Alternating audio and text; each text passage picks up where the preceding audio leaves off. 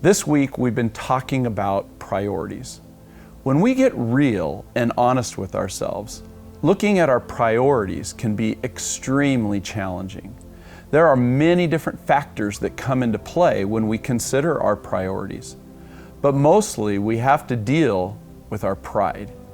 We have to look honestly at ourselves and our selfishness.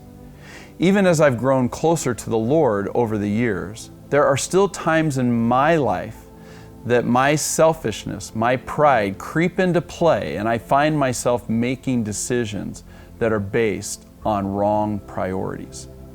Most of the time, these priorities come in the form of something that is disguised as a positive. For instance, it's important that I provide for my family. But if I use that as an excuse to be a workaholic, well, that's when my priorities don't align with God's will for my life. Satan is very clever in how he distracts us or gets us to prioritize things in our life that are not that important. Rarely does Satan outright tempt us with something that's way over the top, but he will nudge us to places that don't seem all that bad, or places that we can justify in our minds. And as soon as we get to a place where we are justifying our behavior, it is too easy to fall into making decisions that are based on messed up priorities.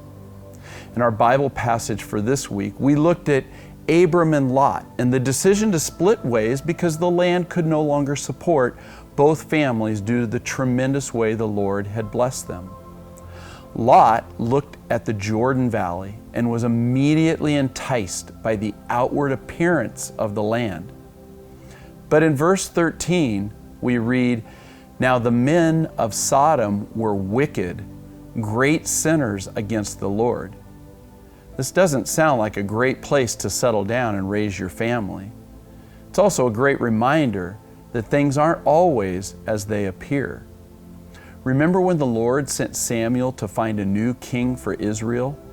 As Samuel looked at Jesse's sons, he thought for sure the Lord had selected one of David's older brothers to be the new king.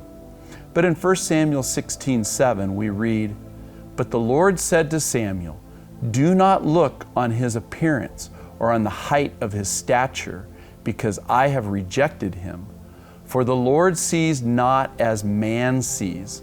Man looks on the outward appearance, but the Lord looks on the heart.'"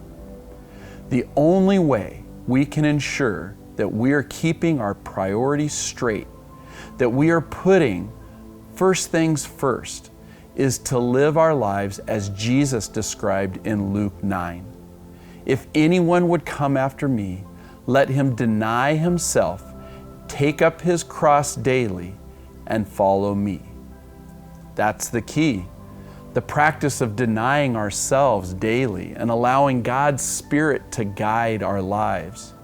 Paul described this in Galatians chapter 5 as keeping in step with the Spirit. Priorities are super important because our priorities guide our decisions. Decisions determine our steps. When we learn to deny ourselves and walk in step with God's Holy Spirit, then we will be in a better place to make sure our priorities are where they need to be.